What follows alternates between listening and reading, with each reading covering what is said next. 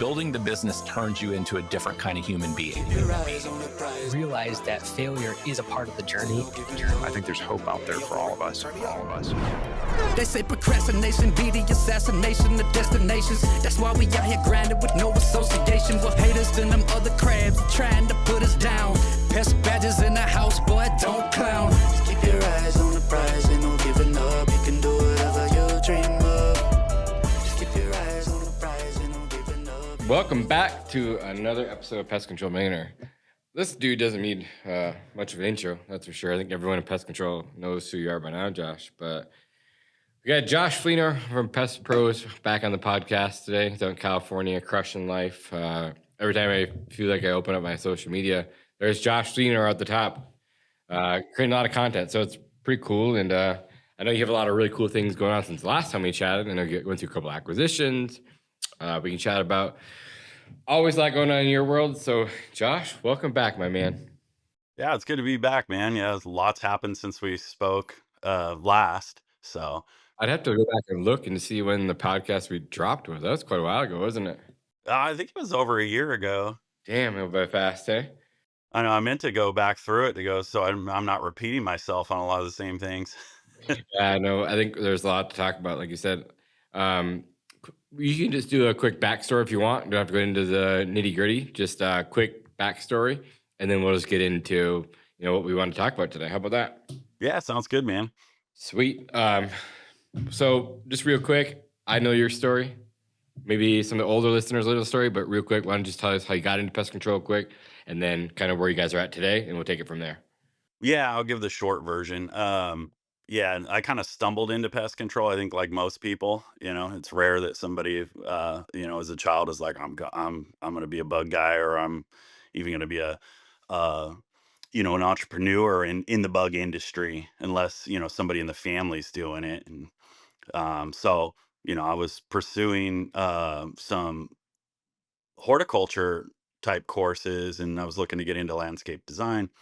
And, coming from a rougher upbringing, I didn't really have a whole lot of like a clear path on where I was going, but I kind of stumbled into horticulture. I was doing landscaping. I really enjoyed it. So I started doing night school and was pursuing more with that. And then answered a ad in a paper, and it happened to be wrong number, and it was a pest control company, and the guy was charismatic. He talked me into coming down, and I went, I can make a little bit more doing this because it was incentive based, and I like the idea of that, being a competitive guy and playing sports and all that.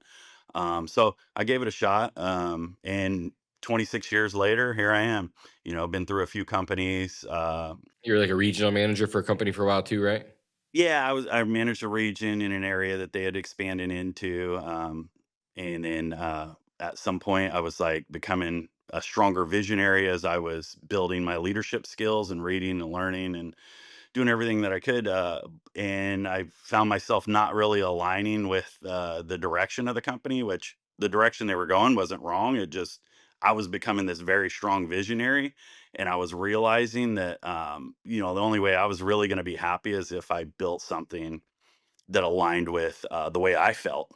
And I was being pulled that direction. And, my daughter had open heart surgery at 3 months old. And, that was kind of the kind of what gave me the confidence to push forward, because I looked down at her after surgery, and I go, I'm sacrificing a lot. And, I kind of have my priorities out of whack. I mean, I almost lost her. And then I just looked down at her, and I was like, if I'm going to do this, I'm going to do this for you. I'm going to build a legacy. I'm going to build it in, my vision, and hope to inspire her to lead and the company after that years down the line.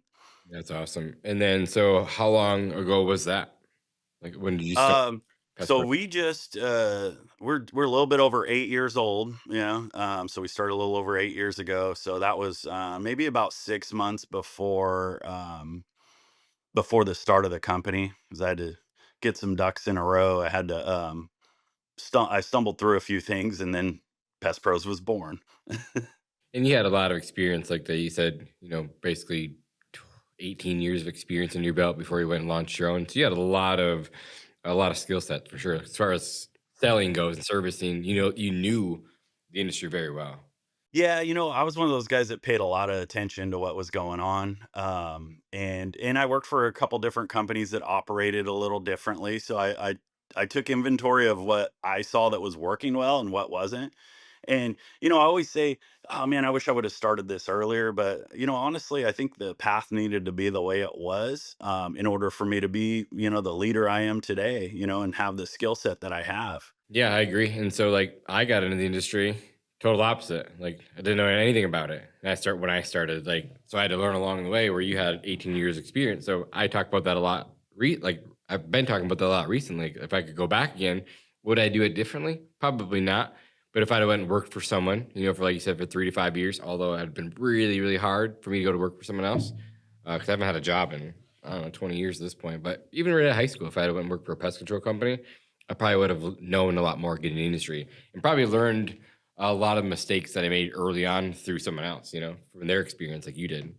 Yeah, but those mistakes they're good. I've learned to like reframe things. Like it wasn't a mistake, it was an opportunity for some growth for me. And it's probably what you needed and what I needed at the time when I made, with the mistakes I've made. And that's why I said if I go back, would I have done it differently? Probably not. Like everything worked out the way it was supposed to work out. But hindsight 2020, it's always like, well, if I would have, worked for somebody else, I'd have missed all those mistakes. I'd have been somewhere a lot faster and further. But regardless, there's just two ways to look at it. So you're 8 years in, you eclipse a massive number as far as milestones for revenue, which is cool. Walk us through like the first quickly, like first 5 years, your stepping stones, what you learned, what it takes to grow a company as large as you have so far. I think it's important to understand how resourceful you have to become. And you probably learned that through stepping into industry with no experience.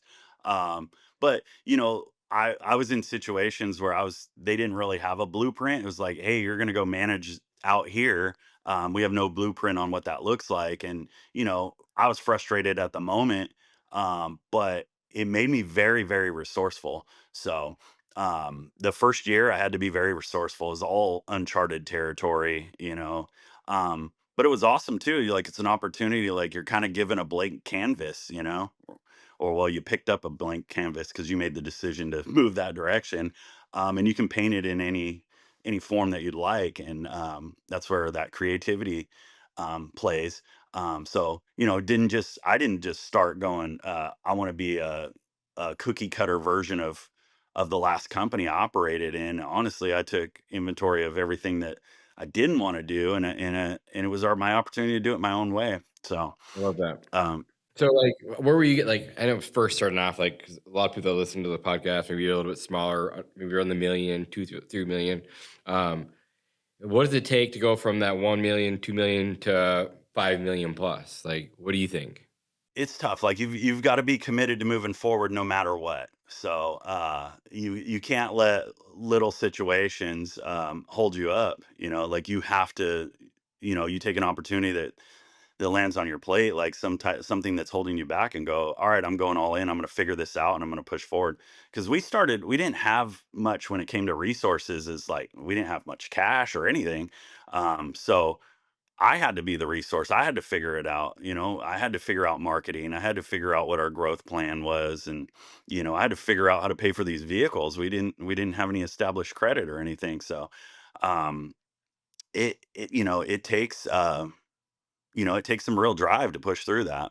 Yeah, and I think a lot of people, like, they probably just watch social media and they get a false sense of reality, in my opinion. Like, it's going to take way longer and take way more effort and money than you're ever going to think.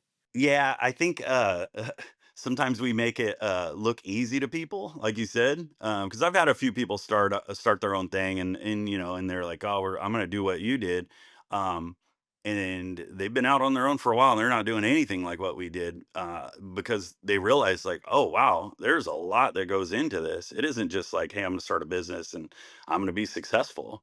Like, you have to be very intentional in every move. And you can't get caught up in your feelings or anything like that. You're gonna fail along the way. But you got to jump on that. Like, all right, I'm not staying here. I'm moving past this.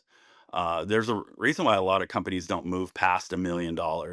Um, it's, it's your daily actions that lead to that, and your mentality. I think from what I've seen from guys that don't reach that $1 million mark or don't push from that 1 to 5, is the mentality. You got to have the mentality that you're going to win no matter what, and you're going to find what you need to make sure that happens. And sometimes that's people too. With growth, like you got to bring the right people in, and you got to trust them enough to be able to take a portion of the business forward. Yeah, it's like you hire the good people, and at first you can't, right? You can't hire the really No, good people. you don't have any money for that. You don't have any money for that, so you're figuring it out on your own. And then your next step is trying to get out of the truck as fast as you possibly can, and then you hire in some leadership, and then you kind of go backwards for a little bit because there's not a whole lot of cash there, so it's all going to overhead, and you just got to float that forward, but then over time the momentum just starts picking up, and like you said, and there's nothing wrong. Some people are like, it's under a million, like have a lifestyle business, they're happy, and there's nothing wrong with that. Um, and they're really good businesses. They're great. They push a couple $100,000 of cash. The owner makes good money, and there's nothing wrong with that. But I think you're right. Like I think the people who maybe always wanted to get bigger, but then don't, is like they just think a little bit too small. And one of my mentors told me early on, one of the first things he ever told me is think bigger. And every time that I think that I'm thinking bigger, like probably like you, like it still wasn't big enough. Like what the hell was I thinking like that for? So it's just the evolution of the entrepreneur and growing and learning, like new skill sets too. We're learning every single day, like which I'm sure you are. We have shit thrown at us every single day, all day long.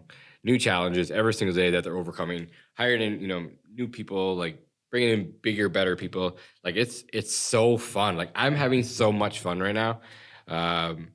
It's this past few years been incredible. Like it's awesome. Hold up, quick pause. If you're on a pest control company or fertilization weed control company, you're not in our Facebook group, you're choosing the harder path.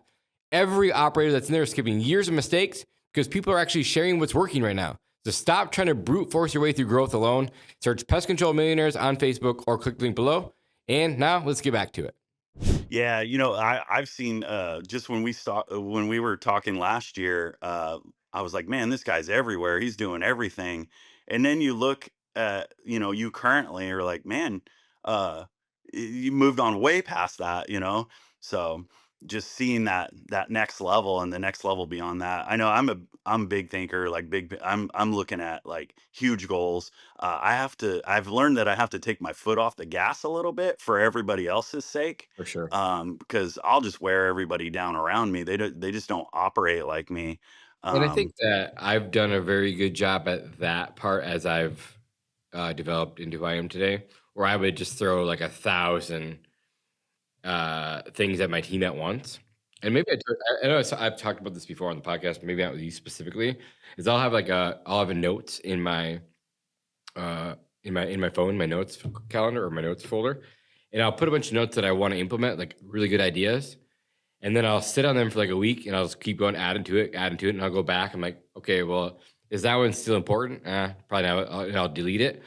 So if I bring it to my team, like they know now, like over a month, like I've been processing this thing. Like now they're like, okay, now Jonas, this is a 30-day, 60, 90-day thing. Is it a 6-month thing or is it a 1-year thing? Like, tell us your thoughts. So then I'll say, this is kind of what I'm thinking, but where are you guys at? Like, when could we possibly do this? So there's things that I've thought about 6 months ago or longer that are finally implementing next week. So just, yeah. I've done Yeah, I better. remember you talking about Yeah. that, and so that's one thing that you learn over time too, is to be a little bit more patient with some of that stuff. And And patient when it comes to you and I'm sure isn't our strong suit. it is not. It is not. No. I'm growing there. I'm currently growing there. Yeah, like so usually like let's say usually more often than not, like when I want things done, it's not today or tomorrow, it was yesterday. Same. And I don't think anybody ever understands at the level you want it done either. Because I know with me, even with like marketing plan or whatever, it's like we're still doing way too little. Like we're not even close to what I want to do with it. And I feel like we're just scratching the surface. But locally, I get people who are like, "Oh man, I see you guys everywhere. I see your face everywhere." And there's a lot of growth that happens with that too. You've probably experienced this, is like, you start putting yourself out there more. And look, for me, I'm going on camera a lot because I'm trying to get better at speaking publicly, and it's a challenge for myself because it wasn't something that came natural at all. And I still stumble through it quite a bit. But I know that's a weakness. So that's an area I have to put focus. That's just how I operate. If I have some type of weakness, I'm going after it fully. But you get people who are encouraging you up to a certain point, and then you have people that kind of drop off, and then you have people that start hating on you, and you're like, why is this person hating on me all of a sudden? But the ones I worry about are the ones that are like super silent because they're like, what happened there? And you get kind of like me, especially, I get kind of in my feelings a little bit about it. Like, what I do, like I'm just trying to grow. So I've had to learn to like kind of curb that and go, okay, well, they're going to see it however they see it. I'm just going to keep being me, and I'm Yeah, going I to keep agree. growing. I've gotten to the point where I just don't give a shit of what That's other people great. think. And I wasn't always that way either. Because as you grow on social media, grow the YouTubes, like you're just gonna get hate from so many people, whether it's local or across the country, wherever, maybe other countries. Like there's just the keyboard warriors out there that lives in their mom's basement still that just have something to say. My friend he's a public figure, and he's out there quite a bit, and his advice to me was like, I had to do it. I went through that too, and I just went, like I call them the people of Walmart, and he's like, if I was walking through Walmart and somebody said, man, I hate your voice, or that was stupid what you said, or whatever, and he goes, okay, crazy guy from Walmart, you know. And so when you get a comment on one of your posts, you go, people of Walmart, And like I'll be 100% honest with you. Like I take Joe Rogan's advice to a T. Like he just says post and ghost. Don't go back. Yeah. No reason to go back and look at it. So if there's like legitimate comments, that like if sometimes like my friends will screenshot something and send it to me, and they'll send it to me, and initially I'll feel like, oh, what the hell, right? And it's like, one, why would you send me that dumb shit? Two is like, okay, they'll process it now. It's like, is there some validity to this comment? If so, maybe they're right. And that's another skill set that I had to learn. Like, okay, take a second, like process this, like look at it from both sides. Like, is there some, is this comment valid? If so, maybe he is right. And so again, something I had to learn over time, but I just try not to look anymore. Like, dude, there's so many comments, can't keep up with them. And it's cool when you have like the, like you said, the people who do reach out, like, hey, dude, this is so helpful. Like, thank you so much. That's what's rewarding. It's like, okay, well, I'm doing it for these type of people who want to learn. Yeah.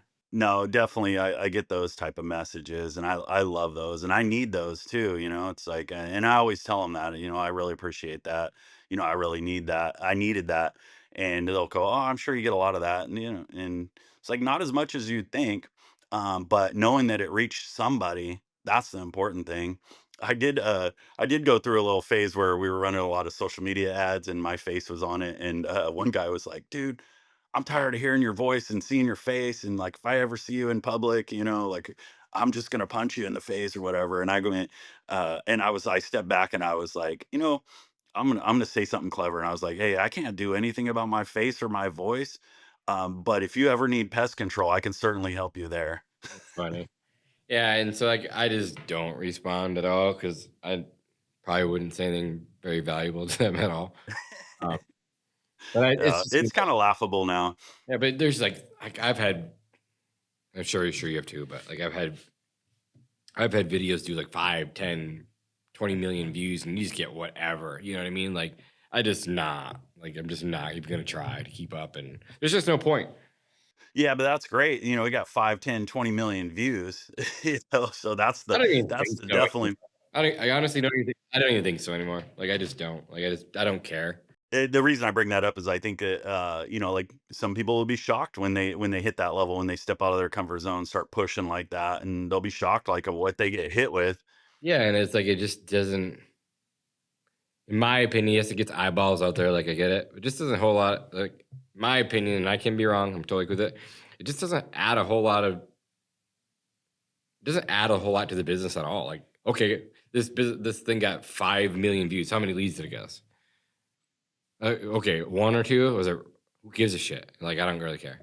So like I've been more intentional of where I'm where and how I'm doing content now and the target demographic who I'm going after. You know what I mean? And so like with Facebook ads, obviously you control where it goes. Ads in general across all platforms, you can control where it goes. But when it's social media and you're making shorts, like they're just gonna put it wherever. Like, yes, you can tag the city and all that stuff. It's still gonna throw it out there to everyone. People start sharing, like commenting. It goes all over to different countries. Like I don't give a shit if other people in other countries see who I am right now. You know what I mean? So Yeah, it's not targeting, what you're aiming for there.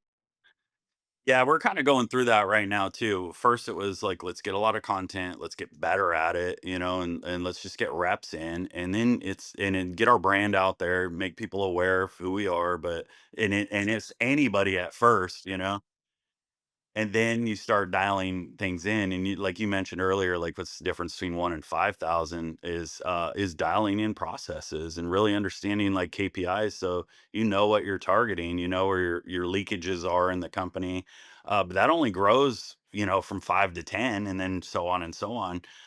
So the larger you get, the more dialed in you have to be. And I think a lot of guys that I talk to that are entrepreneurs in this industry, they're stronger visionaries than they are, guys who, like super dialed into managing it all.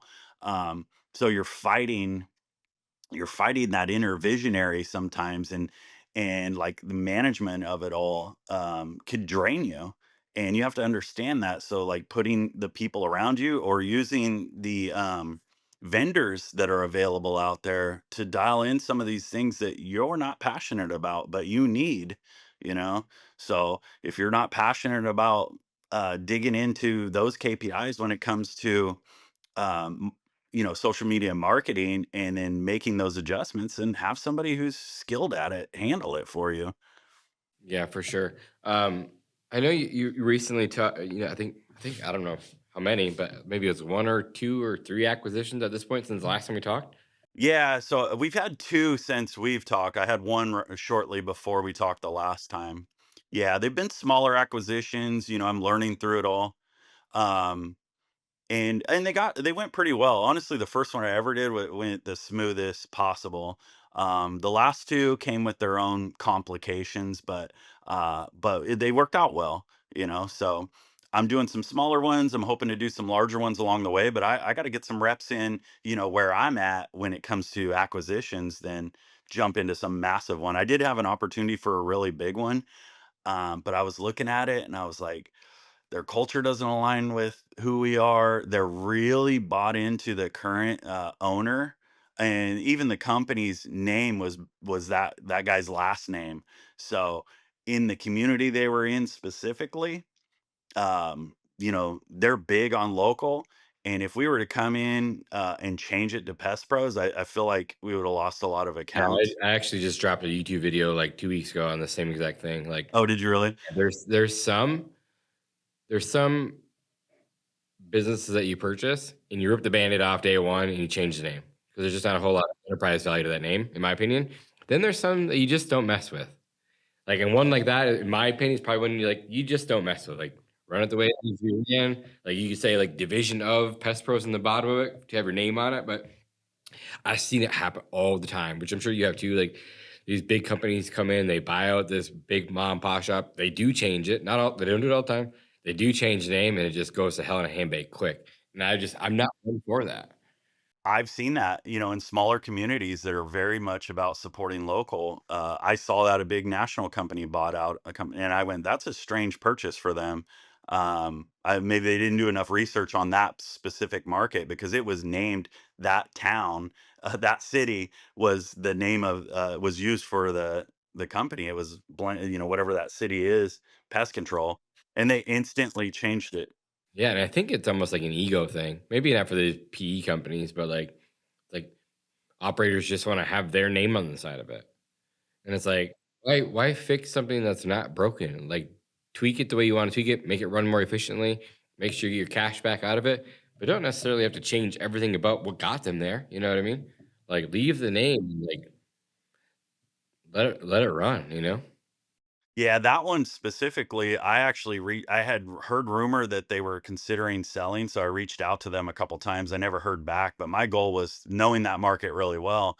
When you ran these acquisitions, that you said that you ran into a few complications. Give me some good examples we can chat about. I'm sure I ran into them too. So, some of the people didn't, they said they were going to move over to us, but they didn't. Uh, and Yeah. there's sometimes when they're a smaller company, they're really attached to the actual individual. And like we talked to some people and they're like, yeah, I was just paying for the service because I've been with this guy for 18 years and I was just supporting him. So the moment they sold and moved out of town, they had no reason to continue with pest control. They were only using it because they liked the guy. So they never really gave us the opportunity. We had a chain of restaurants where the owner was kept stating that he was going to sign all the agreements, and this was a big part of the purchase. So, and I have the seller who is banking on them paying because I'm only paying them based on what we actually service, whatever we can invoice out. And so he's calling the guy down, and the guy's avoiding him. So, and he was going through a lot of things emotionally too because he moved out of state and he was basing his move on what he was receiving for this, and now he's looking at a much lower payout, which we have to put those protections in place. Like I'll talk to guys that just pay a flat rate out and there's no retention clause in there, and that's a dangerous game. You don't know how many people are going to sign on with you. Is you know I have everybody sign a new agreement, but it's an agreement that we're going to continue forward with the service. There's no extension of the actual, contract. But especially being in California, I want to protect myself as much as possible. Like I have them sign off consent to treat their property. So, maybe we have lower retention because of that, but I mean, I think for the most part, because we're pretty relentless on following up and making sure we make connection and all that, we get a decent amount of the accounts over. So did that big restaurant chain end up signing or not? They did finally, but we had a lot of back and forth with the seller because he was panicking because he was basing everything on that. Yeah, that's pretty crazy. What about the? Did it have any employees or one or two? So these two companies did not have any employees. So basically, we are buying a pretty large route, and then the other one was kind of a smaller route in an area where we really needed some route density. But we landed some really good accounts with it. And how did you find these deals to begin with? Like the two or three that you. So the first one we found through our vendor there where we purchased materials. He had mentioned something to somebody over there, and we have such a great relationship. And they're like, you really should reach out to Pest Pros. So they connected us. So that was great. Um, the other one was through I sponsored a kid I sponsored a baseball team, like a youth baseball team, and they had their travel team, and one of the guys on the team, his kid that was on the team, saw that we were a sponsor and talked to the coach about us. And the guy's like, "Oh man, I love these guys." Like, and he was saying, "I'm thinking about selling someday." So he reached out to me. He goes, "Hey, I got a friend who may be selling." I was like, "Well, connect us." And took about 6 months before the guy called me, but I kept following up on it because I knew it was in an area where we needed some more accounts. It was a tougher area to grow because it is one of those areas where they support local. And we had a local branch, but we weren't based out of that area, so we weren't getting the growth that we needed.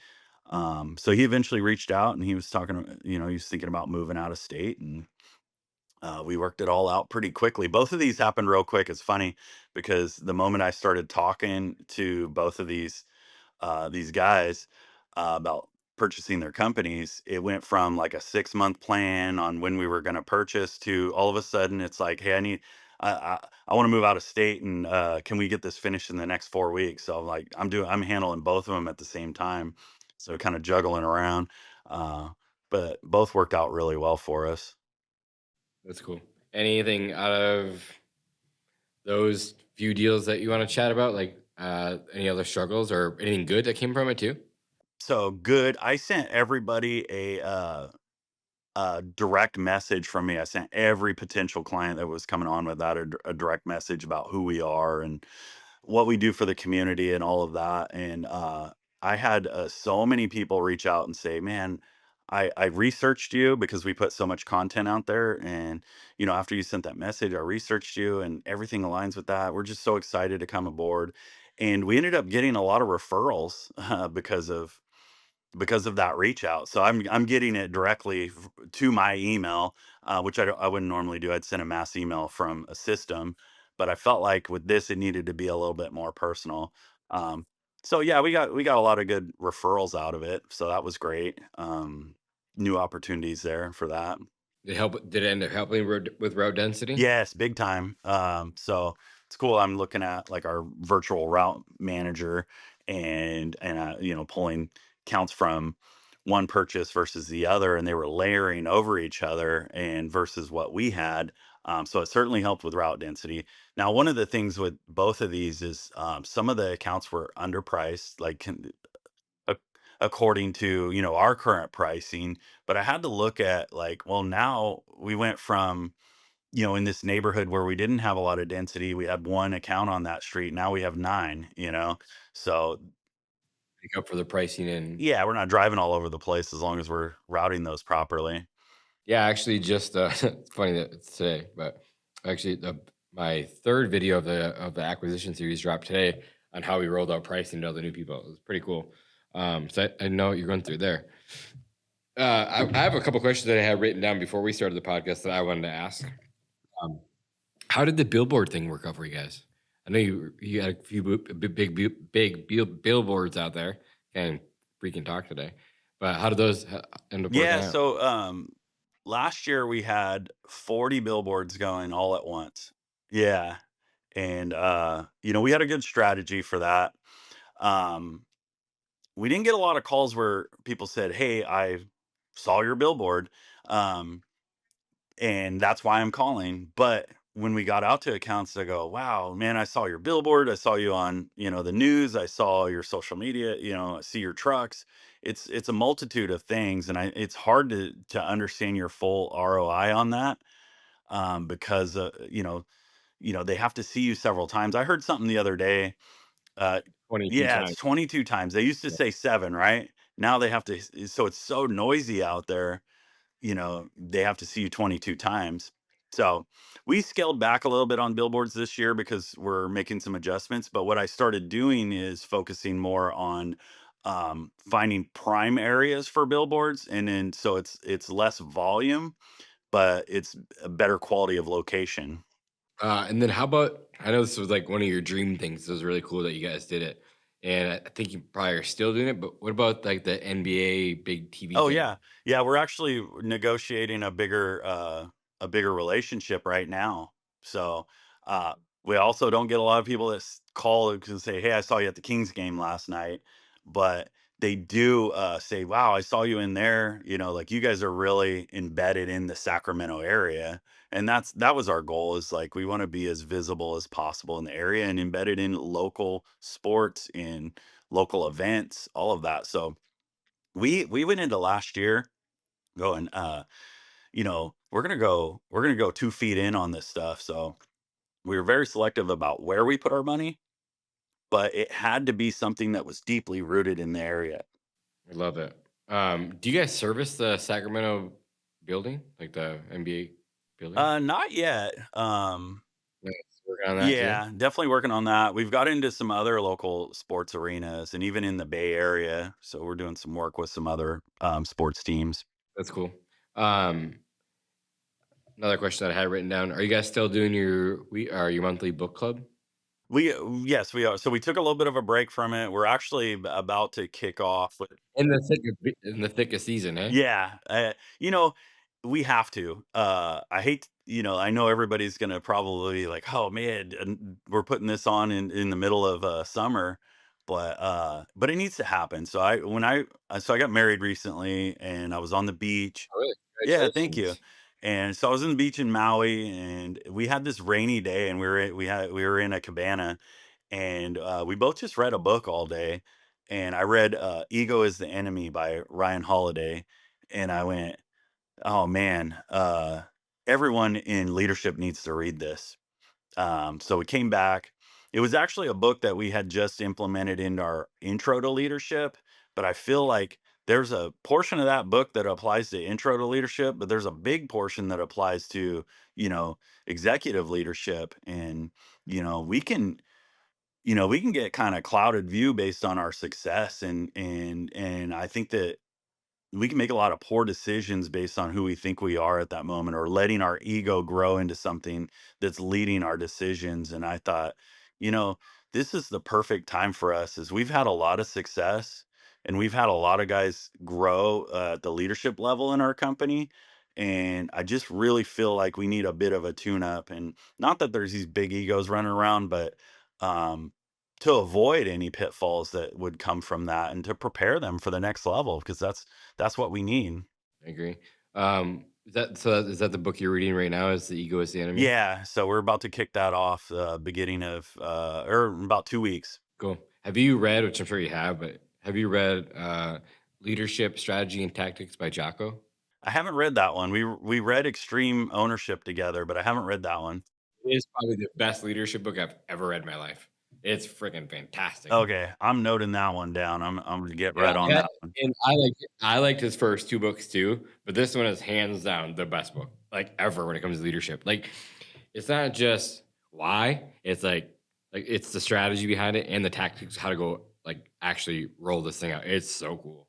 So all you listeners, you're welcome. It is such a great book. I actually I don't know if I talked about this last time, but Jocko has a series of children's books called Warrior Kid. I did not know that. Yeah, I read What is it called? Warrior Kid? Warrior Kid, and there's about 5 of them, and there's even like a tactical handbook that you can purchase for that too.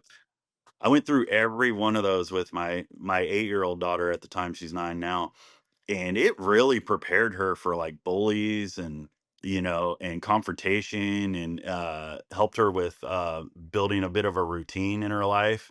They were very powerful. Yeah, that's awesome. I wrote it down. I'll order those after this. So I mean, there's so much we can talk about. But next question I had, and that's the last question I had written down.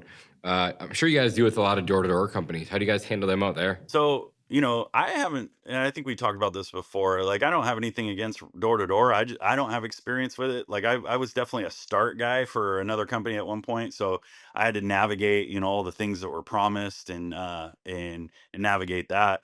But I kind of saw that as an opportunity for me to grow my skills when I went into that. How so? Because of that, I know, a bit about that process, and then I've read several books on it. And what I decided is, we haven't lost a lot to them, but we get a lot of clients calling us and saying, "Hey, they promised me this or they promised me that." And there's certainly people out there doing it right. Um, it's the ones that we have to be ready for, is the ones that are being a little manipulative through it. Like, we've had clients call in and go, "Hey, I didn't want to cancel my service, but they said they called for me, and then I signed this agreement." So what I did is I wrote an email to every single client, just kind of letting them know some of the tactics and what to be aware of, and, hey, there's certainly people doing it right out there, but. And then I also went, like, if you feel that you're not getting the service you need, or maybe we don't provide something that you need, we would love the opportunity to speak with you so we can provide clarity, because most likely we do. And we just want you to know how much we care and value you and all that. And that worked really well. So then a friend of mine was like, you should put that in a video. So I did, and I put it on social media.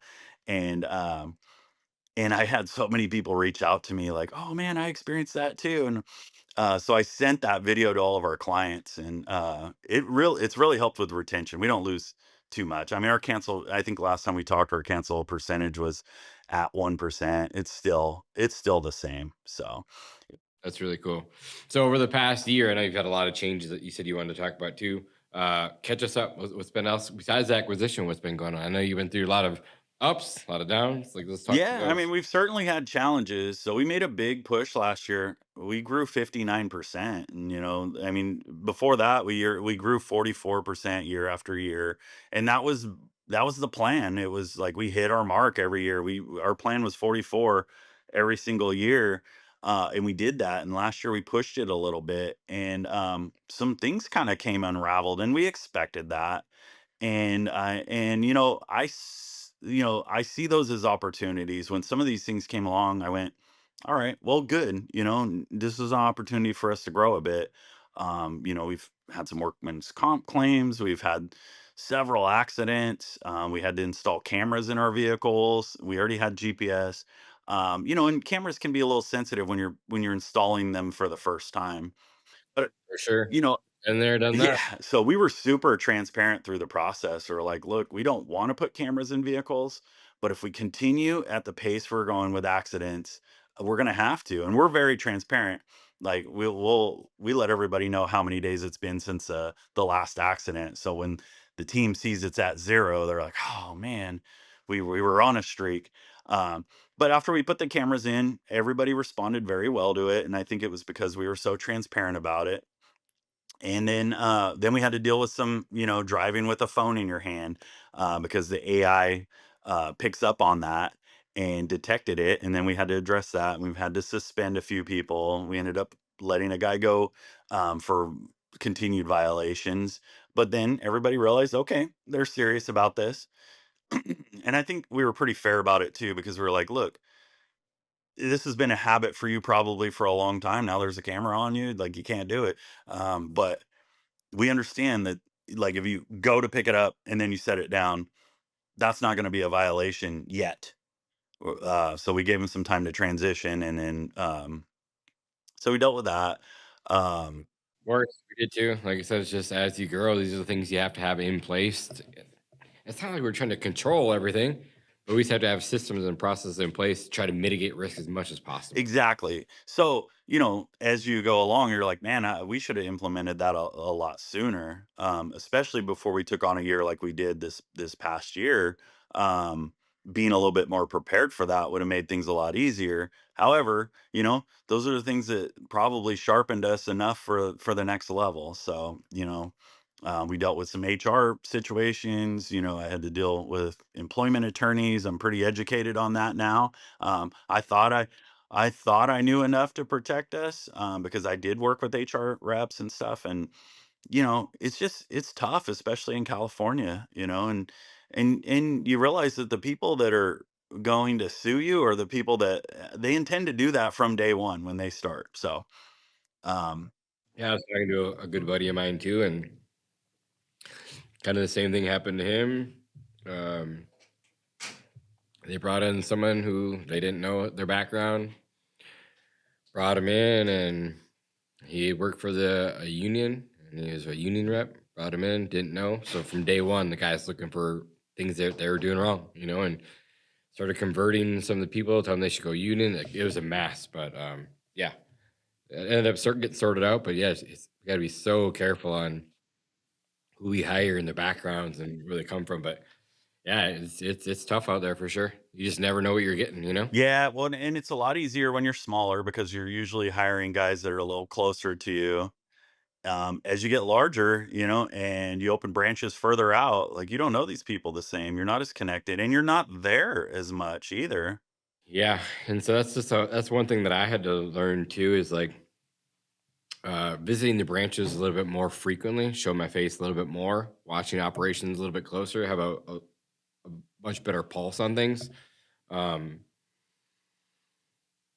and I just wanted to feel that out for myself, and I found to love it. Like, I don't love traveling. I mean, I love traveling, but I don't love being away from my kids by any means. But going to these branches, seeing how they operate, seeing the things that they do a little bit differently, like, in their markets, like, it is one of the coolest experiences ever. And I found to actually love that job, which is pretty crazy. I didn't think that I would, and I love it. That's great. Yeah, we're kind of going through that right now. Is I hire people to take the vision out there, and I communicate a lot. I send in our WhatsApp. I'll send videos.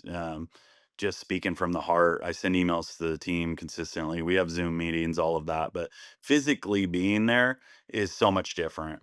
And Yeah, it's hard to scale for sure. It's kind of a funny story. I don't mean to cut you off, but I was one of our branches, and they knew that I was coming. And one of the technicians that showed up on the job site too, he like looked at me really weird. I was walking up, and then he stopped and started talking to me. He goes, first thing he said, he goes, "Well, that's not what I expected." I was like, "What do you mean?" He's like, "I don't know. They said the CEO of Pest Badger was coming up. I just figured it'd be some guy in a suit and a tie and showing up in a limo. Here I am jumping out of my F-150 wearing exactly what I'm wearing today. Like, this is how I roll, man." But it's pretty cool to get to know, build a relationship with everyone that works here, and just, and it's like I was just on there watching how he serviced the job, make sure he's holding the brand standards well. Like, it's all the simple things, like one of my mentors told me that he wishes, as he scaled his company, to stay a little bit closer to the service or to every part of the business. Like, maybe sit with the HR department for a week, maybe sit with the CSRs for a week, maybe sit with the sales guys for a week, maybe sit with the service, so you can kind of just hear the pulse of everything that's going on. And he told me early on, like, he wishes he would have done that a little sooner, and then I'm glad that I did it, and I actually enjoy that job. And so, not that I want to do it forever, but I love it right now. And then, of course, I'm getting my pilot's license too, which will be here shortly, which I'm really excited about. So, like, these 5-hour drives are now 45-minute flights to me, which is, now it's scalable for now, But Yeah. it's just, I love it. That's great. Yeah, that's kind of what I'm going through right now too, is just getting, making a plan to get out there more. I've hired people and promoted people to cast the vision and trusted in them. And they're doing a good job, but people want to see the guy at the top, and it's important. Just helping them on the job, just showing what I do. Like, I'm willing to do everything that you guys have already done. So it's cool. Like, I'm out there just like grinding away with the technicians, and they're like, "Holy crap," you know what I mean? Yeah. I went out to an escalated account. It was a rodent account at a restaurant that the team was struggling with getting control of. And I hadn't been out in a long time. And even one of the guys in leadership had never been out to a situation like that specifically with me. And I went to work, man. I'm climbing over everything. Like, I'm peeling apart everything. And he's like, wow, I've heard about like what when it comes to that, but he's always hearing the leadership side of it, or I'm leading the company, managing the company. He's not seeing the tactical stuff when it comes to controlling rodents or anything. And he's like, I've never seen anybody operate like that. And that was cool because he went and told some other people that as well. But more people do need to experience that. They need to know that I do know that. I'm not just some guy in the high tower giving commands. And I think I'm super transparent, and I'm very vulnerable when I speak to my team. Um, but that doesn't always translate the same to everybody. Like, they can be like, "Oh, this guy is full of BS," and others might go, "Wow, like he really is that guy." But you know, everybody's reality is their reality. However they received it is their reality. So I have to understand that and go, okay, this guy needs to see a little bit of me boots on the ground, or maybe we do need to have a little bit more face to face time, which gets harder when your team's growing, and it's hard to speak to everybody like that. But it's important. It's important to do that. And, you trust that your middle management can project that for you, but it's not always going to happen the way at the level that it needs to happen. Like, I call our middle management like amplifiers. They're amplifiers either way. They're taking things down to the boots on the ground, and they're projecting things. They're amplifying things up to the top. And I mean, it's really one of the most instrumental roles in the entire company. If there's some shortage there, or it's going to hurt the company. So we're working a lot on middle management to be those amplifiers and make sure that that's really firing. But regardless of that, like, you still got to be seen, you still got to be out there, and you got to make sure that you're connecting with people. Yeah, and I agree with you there. And I think, like, most people probably don't see the work that we put in. But I said the other day, like, I posted, you have to, like, as a leader, you have to literally be out working everyone. That's just our job. Like, if they just see us, like, not working hard, not putting in the work, like, why should we? If they have to work weekends and we're not, like, just the next example, like, they're like, what the hell? I don't want to do this, So that's just my philosophy. Like, I like to still grind, like, hard. I'm still putting in 60, 80-hour weeks, honestly. But it doesn't feel like it because I love it so much, Yeah, I'm the same way. And, it's like, I just spoke to my team the other day and I go, look, I don't expect you to understand everything that I do. And some of you may feel like I don't do anything. And some of you may feel like I need to back off a little bit because I'm doing too much. Um, but you're all going to see it in your own way. But I'm passionate, man. I don't stop. Like we were on our honeymoon. I'm thinking about like new ways I'm going to Yeah, implement things, and right. I'm reading books. I listened to I think 30 TED Talks while I was on flights, and you know I use that time. I'm like I was like, oh, I don't want to be away from the company, but good, like I have this time to like kind of think a little bit deeper now, and balance being present with my new wife. I need to do that. The good thing is though that she's super passionate about this stuff too. So her and I can find ourselves, talking about that, to late hours at night, or get up early and start talking about it all. And sometimes we have to make some rules when we go to dinner, like, hey, we're gonna step away from it for, like 30 minutes, and then we can start talking about it again. And it isn't because we're like tired of it. It's more of like, okay, let's make sure that we're intentional in having other things in our life and talking about other things too. So, short little 30-minute window to talk about, the rest of the world and things that are going on. Yeah. Where did you guys go on your honeymoon? We went to Maui, to Canapali Beach. Did you like it? Oh man, we loved it. I mean, we didn't explore as I mean, we're gonna go back and explore a little bit more. She had never been, so we did like a helicopter tour, which was one of the coolest things, and flew up into a volcano that hadn't been. Yeah, I saw pictures. That's sweet. Yeah, so we did that. We spent a lot of time just relaxing, listening to music, listening to the waves. Did you feel guilty at all?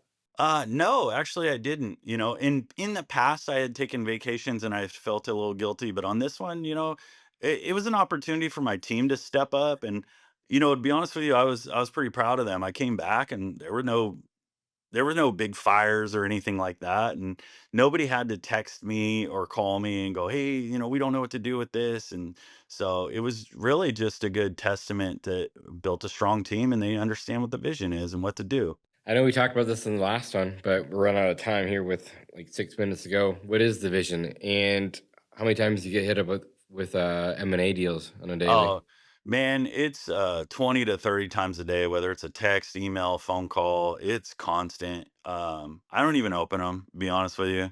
I don't want to be tempted by it. You know, but One of my mentors told me it's just like you don't have to respond, but start building a list. yeah.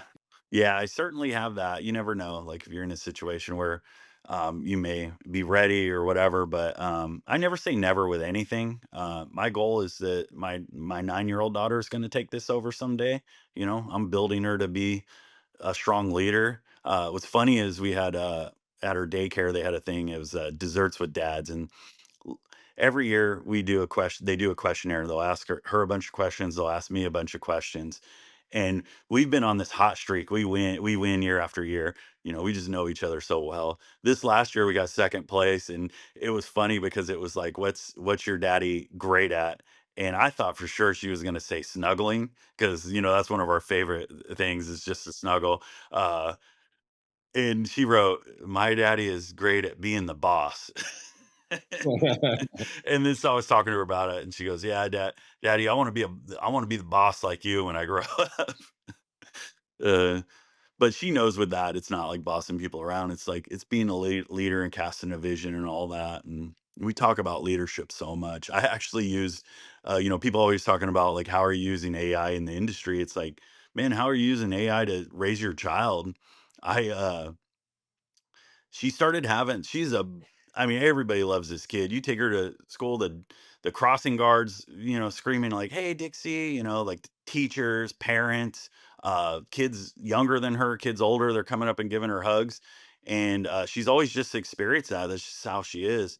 And this last year, there was some kids, and I guess it's natural around third grade. They started having some kids were spreading rumors, some kids were saying things about her, and she came home upset one day, and we were talking about it, and I was like, I looked at her and I went, all right, well, I'm glad that you shared that with me. And I go,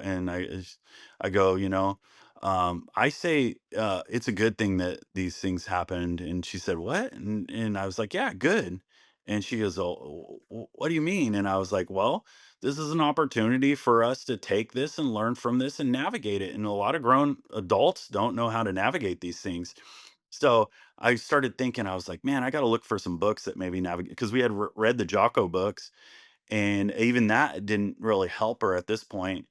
And so I took used Chat GPT, and I threw a bunch of prompts in there, like early childhood psychology, early leadership development, peer leadership, all this stuff. I threw a bunch of stuff in there, and then I said, okay, create a story. And we called it Dixie the third grade leader. And I create a story where Dixie navigates, and I had her use names and everything, every situation she was dealing with, and I threw it all in there, and I go, create a story how Dixie navigates all of this and turns this around and builds relationships back, and just, and she so and then we reread it and she liked it. So I said, okay, give her some to-dos for tomorrow at school.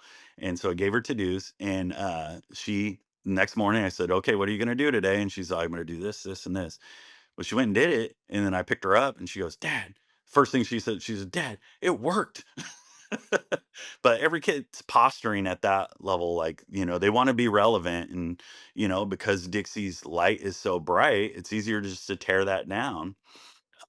So, she built a lot of confidence through that, and it was really good. And not every relationship was completely mended, but a few kids like broke down and cried. Like, it was easy as saying, "Hey, when you said that about me, did you intend to hurt me?"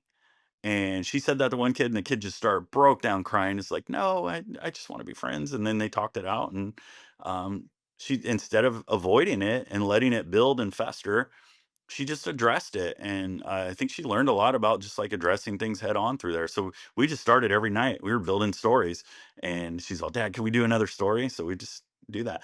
So taking that and thinking about like how we're leading our people, they're going through these same things that this third grader is going through, and utilizing, AI to help you through this, help you. You may not know how to lead these people. You may not have the answer for every situation, or you may be unsure of how you're feeling about it.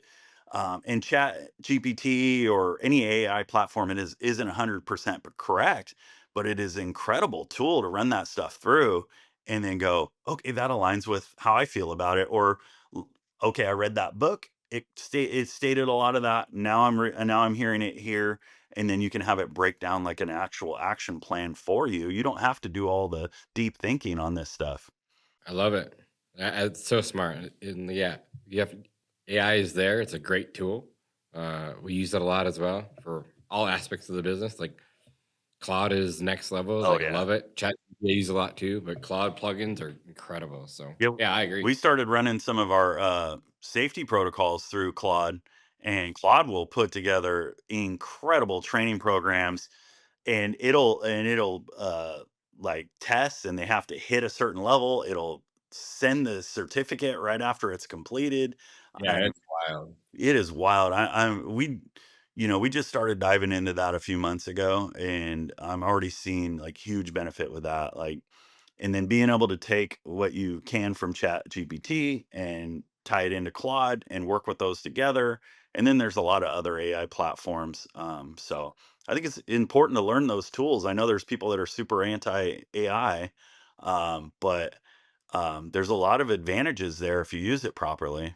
Agreed. It's just gonna make people more efficient. That's all. Yeah, it's only growing. Like, we tested out a call system where it would answer our calls after hours and even sell accounts, and it was a little wonky.